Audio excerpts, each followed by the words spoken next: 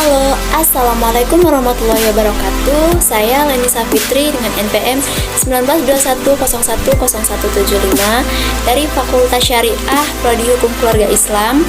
Di sini saya akan memenuhi tugas UAS dari mata kuliah Hukum Perdata Internasional dengan dosen pengampu Bapak Idrus Al-Ghifari SHMH, yaitu pembahasan materi dari kelompok yang pertama sampai dengan kelompok terakhir.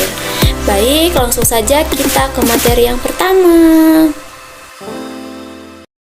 Materi yang pertama yaitu berjudul Pengertian Hukum Antar Tata Hukum. A. Pengertian Hukum Perdata Internasional atau biasa disingkat dengan yang namanya HPI. Menurut Mukhtar Kusumatmaja, yang dimaksud dengan HPI ini adalah keseluruhan kaidah atau asas hukum yang mengatur hubungan perdata yang melintasi batas negara. Selanjutnya, menurut hukum internasional publik adalah keseluruhan kaidah dan asas yang mengatur hubungan atau persoalan yang melintasi negara atau hubungan internasional. Sedangkan menurut Van Brakel dalam bukunya yang berjudul Grondslagen en Begislin van Nederland International Private Rights berpandangan bahwa hukum perdata internasional adalah hukum yang dibuat untuk hubungan-hubungan internasional. Dan yang B yaitu pembagian hukum perdata internasional. Pembagiannya di sini ada dua. Yang pertama itu ada hukum substantif atau hukum material. Yang di sini meliputi apa saja? Yaitu ada 4. Yang pertama hukum pribadi, yang kedua harta kekayaan, yang ketiga hukum keluarga, dan yang keempat hukum waris. Yang kedua ada hukum adjektif atau hukum formal. Di sini terbagi menjadi 8, yaitu kualifikasi persoalan pendahuluan, penyeludupan hukum, pengakuan hak yang telah diperoleh, ketertiban umum, asas timbal balik, penyesuaian renvoi, dan juga pelaksanaan keputusan. C. Pengertian hukum antar tata hukum atau biasa kita singkat dengan yang namanya hatah. Hatah ini adalah nama ilmiah yang diciptakan Sudargo Gautama untuk menggantikan sekaligus mencakup hukum perselisihan, hukum pertikaian, dan juga hukum perdata internasional. Hatah ini terbagi menjadi 2, yaitu ada hatah intern dan juga hatah ekstern. Yang D. Pengertian hukum antar waktu atau biasa kita singkat dengan yang namanya HAW. Hukum antar waktu atau disebut juga sebagai hukum peralihan termasuk ke dalam bagian dari hukum perselisihan yang disebabkan materi atau objek hukum ini berkisar pada adanya perselisihan atau juga perbedaan. Yang E itu pengertian hukum antar tempat atau biasa disebut dengan HAT. Hukum antar tempat adalah keseluruhan peraturan dan keputusan hukum yang menunjukkan sel-sel hukum manakah yang berlaku atau apakah yang merupakan hukum itu sendiri. Yang E yaitu pengertian hukum antar golongan atau biasa disebut dengan HAG. Hukum antar golongan adalah keseluruhan peraturan dan keputusan hukum yang menunjukkan sel-sel hukum manakah yang berlaku atau apakah yang merupakan hukum. Jika hubungan-hubungan dan peristiwa antar warga negara dalam satu negara, satu tempat dan satu waktu tertentu memperlihatkan titik-titik pertalian dan sel-sel dan kaidah-kaidah hukum yang berbeda dalam lingkungan kuasa pribadi dan juga soal-soal. Selanjutnya materi yang kedua yaitu titik-titik pertalian. A. Pengertian titik-titik pertalian. Menurut Sudargo Gautama, titik pertalian merupakan suatu hal atau keadaan yang menyebabkan berlakunya suatu sistem hukum tertentu. Dan yang B yaitu macam-macam titik pertalian. Di sini ada 2 macam titik pertalian, yaitu titik taut primer dan titik taut sekunder. Titik taut pertalian primer merupakan titik taut yang menentukan bahwa peristiwa tersebut merupakan HPI, dan titik taut pertalian sekunder yaitu dalam persoalan HPI dimungkinkan juga titik taut primer merupakan titik taut sekunder dalam hal mengenai kewarganegaraan, bendera, kapal, domisili, tempat kediaman, tempat kedudukan, letak dari benda, tempat tanda tangani kontrak, tempat pelaksanaan perjanjian, tempat di mana perbuatan melanggar hukum itu, kemudian pilihan hukum, dan tempat diadakannya perbuatan-perbuatan resmi yang penting. Materi yang ketiga yaitu prinsip kewarganegaraan dan prinsip domisili. A. Pengertian prinsip kewarganegaraan dan prinsip domisili. Status personil kewarganegaraan dari seseorang baik WN maupun asing ditentukan oleh hukum nasional mereka. Dan sebaliknya, negara-negara yang menganut prinsip domisili menggantungkan status personil seseorang daripada hukum yang berlaku di domisilinya. Kemudian yang B, macam-macam prinsip kewarganegaraan dan domisili. Negara-negara dengan prinsip kewarganegaraan, salah satunya adalah negara Prancis dan jajahan Prancis. Ketentuan yang mengatur pemakaian prinsip kewarganegaraan terdapat dalam Kode Sipil pasal 3 ayat 3. Dan kemudian yang kedua, negara-negara dengan prinsip domisili. Semua negara Inggris yang disebut common law menurut Martin Wolf bahwa negara yang menganut prinsip domisili adalah Amerika Serikat. Dan yang ketiga yaitu teritorialitas terhadap personalitas daripada umum. Menurut sistem domisili yang mengedepankan segi teritorialitas daripada hukum, maka semua hubungan-hubungan daripada orang-orang yang berkenaan dengan soal-soal tentang perseorangan, kekeluargaan, dan warisan. Yang keempat yaitu alasan-alasan pro prinsip kewarganegaraan. Yang pertama ada prinsip ini yang paling cocok untuk perasaan hukum seseorang. Dengan alasan hukum nasional yang dihasilkan oleh warga negara dari suatu negara tertentu ialah lebih cocok bagi warga negara yang bersangkutan. Kemudian yang B, lebih permanen dari hukum domisili karena kewarganegaraannya tidak mudah diubah-ubah seperti domisili, sedangkan status personil yang termasuk hubungan keluarga memerlukan stabilitas sebanyak mungkin. Dan yang selanjutnya C, prinsip kewarganegaraan membawa kepastian lebih banyak karena adanya peraturan-peraturan tentang kewarganegaraan yang lebih pasti dari negara-negara yang bersangkutan. Dalam peraturan kewarganegaraan ini diatur cara memperoleh dan kehilangan kewarganegaraan di suatu negara. Yang kelima yaitu alasan-alasan pro prinsip domisili.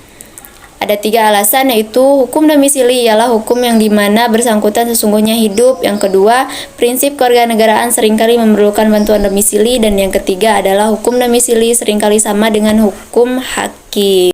Materi yang keempat yaitu penunjukan kembali atau renvoi. A. Pengertian penunjukan kembali atau renvoi. Renvoi adalah penunjukan kembali kepada sistem hukum yang semula menunjuk. Renvoi terjadi disebabkan karena di dalam penuntutan status personal negara-negara di dunia ada yang menganut asas domisili dan ada yang menganut asas nasionalitas. Yang B, macam-macam renvoi. Renvoi itu terbagi menjadi 2 yaitu penunjukan kembali atau remission dan penunjukan lebih lanjut atau lebih jauh. C. Renvoi dan sifat nasional dari HPI. Masalah renvoi mempunyai hubungan erat dengan persoalan prinsipil atau masalah supranasional atau nasional. Yang D yaitu tidak semua penulis setuju dengan renvoi. Mengapa demikian? Sebab di sini ada beberapa alasan, yaitu renvoi itu tidak logis. Yang kedua, renvoi merupakan penyerahan kedaulatan legislatif. Yang ketiga, membawa ketidakpastian hukum. Dan yang E, alasan pro renvoi. Di sini ada 4 alasan, yaitu yang pertama, renvoi memberikan keuntungan praktis. Yang kedua, jangan Flus royalty qui Leroy atau bersifat lebih raja daripada raja itu sendiri. Dan yang ketiga adalah keputusan-keputusan yang berbeda. Dan yang keempat, harmoni dari keputusan-keputusan tersebut. Materi yang kelima yaitu kualifikasi. A. Istilah-istilah. Terdapat berbagai fakta-fakta dalam peristiwa hukum. Melalui proses kualifikasi ini, orang akan menata sekumpulan fakta dalam peristiwa hukum tersebut untuk kemudian didefinisikan dan ditempatkan dalam suatu kategori yuridik tertentu. Yang B, macam-macam kualifikasi. Di sini ada 5 macam kualifikasi, yaitu kualifikasi lex fori, kualifikasi lex causa, kualifikasi bertahap, yaitu ada kualifikasi primer dan sekunder, dan yang keempat kualifikasi otonom, dan yang terakhir adalah kualifikasi HPI yang bertitik tolak dari adanya pandangan bahwa setiap kualifikasi berdasarkan HPI dianggap mempunyai tujuan tertentu yang ingin dicapai dalam melakukan kualifikasi terhadap suatu peristiwa hukum. Yang C yaitu kualifikasi primer dan sekunder. Kualifikasi tahap pertama yaitu kualifikasi primer. Hakim harus menemukan kaidah HPI atau choice of law yang akan dipergunakan untuk menentukan titik taut penentu. Dan yang kedua adalah kualifikasi sekunder, yaitu dijalankan dengan sistem kualifikasi intern yang dikenal pada lex cause. Materi yang selanjutnya itu ya materi ke-6 dengan judul ketertiban umum. A. Pengertian ketertiban umum, hukum perdata internasional. Secara etimologis, ketertiban umum dalam bahasa Belanda atau Ordre dalam bahasa Prancis, ordre public, sedangkan dalam bahasa Anglo-Saxon disebut sebagai public police. Ketertiban umum ini menjadi bagian yang penting dalam HPI karena dalam memberlakukan hukum asing. Yang kedua, konsep ketertiban umum. Pemikiran tentang ketertiban umum atau public order dalam HPI pada dasarnya bertitik tolak dari anggapan dasar bahwa sebuah pengadilan adalah bagian dari struktur kenegaraan yang berdaulat, dan karena itu pengadilan berwenang untuk memberlakukan hukumnya sendiri dalam perkara-perkara yang diajukan kepadanya. Kemudian di sini doktrin HPI membedakan dua fungsi lembaga ketertiban umum, yaitu fungsi positif yang menjamin agar aturan-aturan tertentu dari lex fori tetap diberlakukan dan tidak dikesampingkan, dan yang kedua fungsi negatif, yaitu untuk menghindarkan pemberlakuan kaidah-kaidah hukum asing jika pemberlakuan itu akan menyebabkan pelanggaran terhadap konsep-konsep dasar lex fori. Dan C. Penerapan prinsip ketertiban umum. Walaupun setiap negara memiliki prinsip ketertiban umum, namun dalam praktiknya penerapannya berbeda-beda. Dan perbedaan tersebut juga tergantung pada prinsip-prinsip HPI yang lain, seperti asas nasionalitas atau domisili yang dianut dalam suatu negara.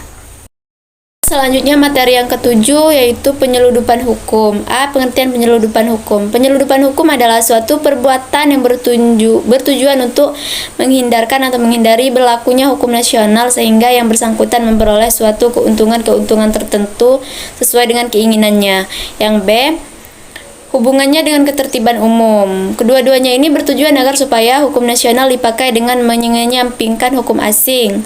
Dan C. Sifat, tujuan, dan akibat penyeludupan hukum. 1. Sifat penyeludupan hukum. Sifat penyeludupan hukum itu menggunakan HPI yang tujuannya adalah untuk suatu tujuan tertentu, supaya atas hubungan dan hukum tertentu diperlukan hukum yang lain daripada apa yang seharusnya dipergunakan. Yang kedua, tujuan penyeludupan hukum.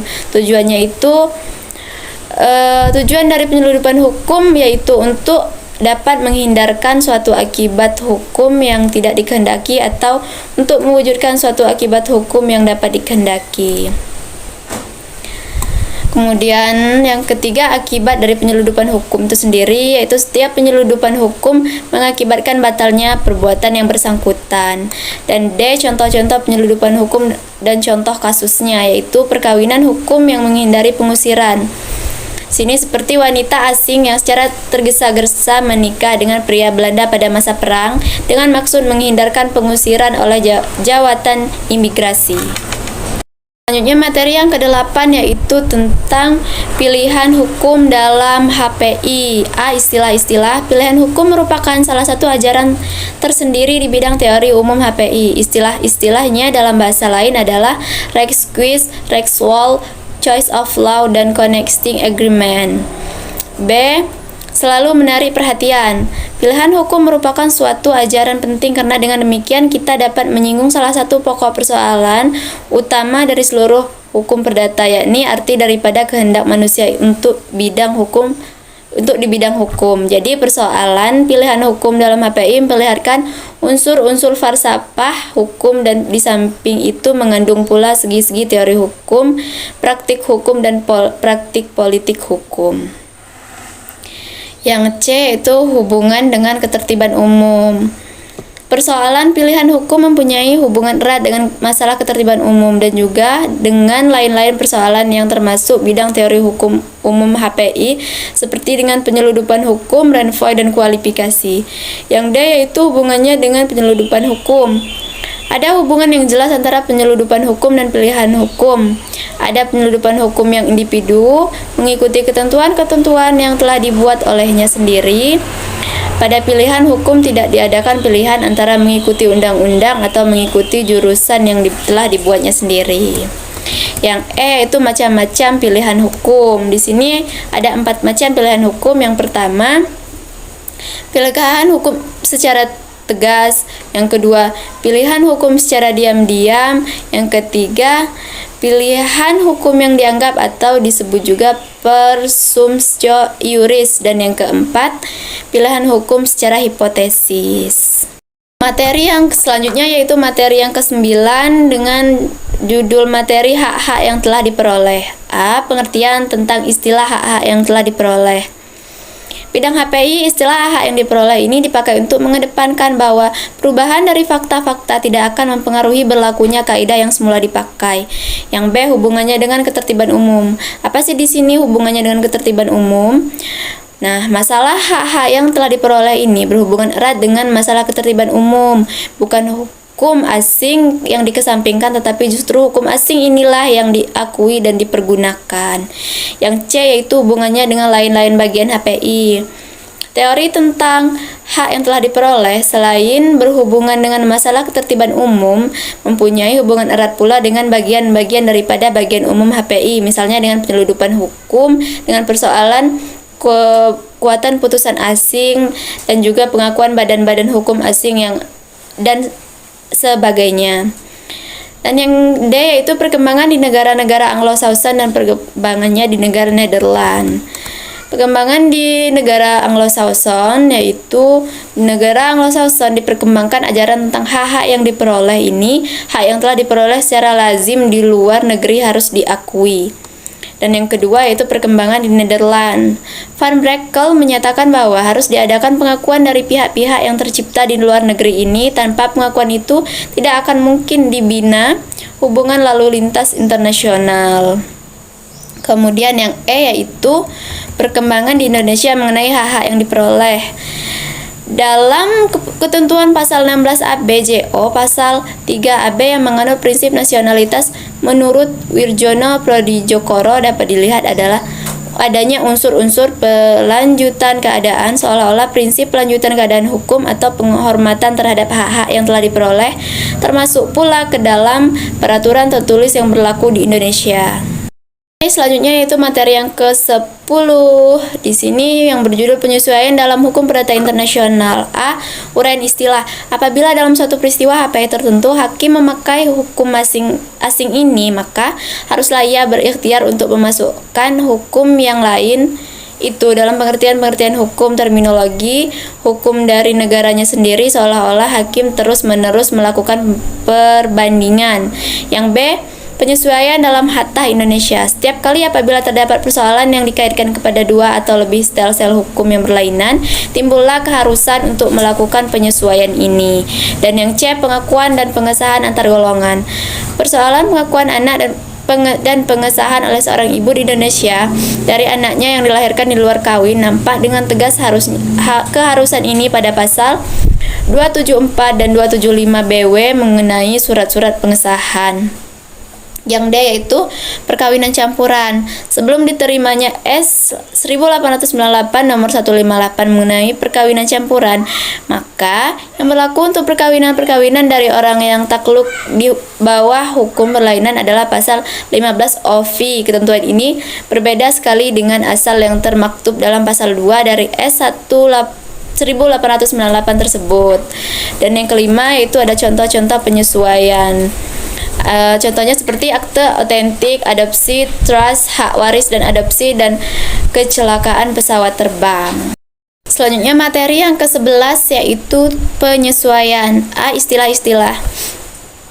Masalah teori umum yang disajikan sekarang ini dikenal dengan berbagai istilah sebagai berikut, yaitu Anpassung, Engleichung, Jerman, Coordination, Adjustment, Adaptation, Prancis, Adaptamento, Italia, Adjustment, Adaptation, Inggris, Anpassing, Adaptati, Belanda. Dalam bahasa Indonesia sendiri, menurut hemat kami, yang paling baik dipakai ialah istilah penyesuaian. Yang B. Uraian istilah. Apabila Dalam suatu persoalan HPI, sang hakim telah menemukan hukum mana yang harus dipergunakan, maka seringkali ia menemukan berbagai kesulitan jika hukum yang harus dipakai itu adalah hukum asing yang isinya berbeda sekali daripada pengertian-pengertian hukum dalam sistem hukum nasional sang hakim itu sendiri. Yang C, soal-soal penyesuaian dalam Hatta Indonesia. Persoalan penyesuaian ini sebenarnya telah lama dikenal dengan lingkungan hukum antar tata hukum atau Hatta intern di Indonesia, hanya tidak dalam bacaan HPI luar negeri pada waktu akhir ini. Memang sudah terang bahwa bukan hanya di bidang Hatta ekstern yakni HPI, kita berhadapan dengan soal-soal penyesuaian setiap kali apabila terdapat persoalan yang dikaitkan kepada dua atau lebih sel-sel hukum yang berlainan. Dan yang D yaitu soal pengakuan dan pengesahan antar golongan. Tambahkan persoalan penyesuaian telah ditemukan Kolewijin berkenan dengan hukum antar golongan. Dalam menghadapi persoalan-persoalan tersebut nampaklah bahwa harus dilakukan penilaian terhadap hukum yang asing, hukum yang lain oleh si pelaksana hukum. Dan yang E yaitu contoh-contohnya. Di sini ada 3 contoh. Akte otentik yang bentuk surat wasiat, surat kuasa untuk meletakkan hipotek, yang kedua adopsi, dan yang ketiga adalah trust. Selanjutnya materi yang terakhir yaitu materi ke-12 yang berjudul timbal balik dan pembalasannya. A. Istilah-istilah timbal balik dan pembalasan. Tidak semua penulis HPI memperlihatkan masalah ini karena masalah ini lebih memperlihatkan corak-corak hukum internasional publik daripada perdata, terutama di bidang hukum orang asing. Dan yang kedua, uraian istilah timbal balik dan pembalasan. Persoalan timbal balik dan pembalasan ini hubungannya erat dengan masalah pemakaian hukum asing. Apabila sudah dipastikan dalam suatu peristiwa HPI apakah yang merupakan la loi applicable, maka bagi hakim yang mengadili perkara yang bersangkutan belum sampai ia secara konkret selalu sudah dapat mempergunakan hukum asing ini. Dan yang C yaitu perbedaan timbal balik dan pembalasan. Restoris dan represalias. Restoris adalah kita berhadapan dengan perbuatan-perbuatan negara yang bersangkutan yang merugikan, sedangkan represalias adalah kita berhadapan dengan perbuatan-perbuatan yang tidak senonoh yang melawan hukum dari negara yang bersangkutan. Selanjutnya timbal balik dan pembalasan. Boleh dikatakan bahwa kedua istilah ini adalah aspek-aspek yang berlainan daripada prinsip yang sama. Dengan timbal balik yang dimaksud suatu keadaan yang dikehendaki, sedangkan pembalasan merupakan cara untuk mencapai keadaan tertentu. Dan yang terakhir adalah keadaan di Indonesia dalam timbal balik dan pembalasan. Keadaan di Indonesia dalam perundang-undangan Indonesia tidak ada ketentuan tertulis mengenai asas timbal balik dan pembalasan. Yang ada hanyalah ketentuan dalam pasal 3AB yang menentukan bahwa asas hukum perdata dalam arti luas atau kata luas yakni hukum perdata dalam arti kata lazim dan hukum dagang untuk orang asing dan keluarga negaraan yang sama adanya, kecuali jika diadakan pengecualian. Pasal ini hanya menyinggung adanya persamaan perlakuan di bidang perdata antara warga negara dan juga orang asing. Baik, itulah tadi penyampaian materi dari kelompok 1 sampai dengan kelompok yang ke-12. Baik, selanjutnya apabila banyak kesalahan penyampaian kata maupun perbuatan dalam penyampaian materi ini, saya mohon maaf. Dan kepada Bapak Idrus Al-Ghifari saya ucapkan terima kasih atas bimbingannya selama 1 semester ini. Dan kemudian saya akhiri, wabillahi taufiq wal hidayah. Wassalamualaikum warahmatullahi wabarakatuh.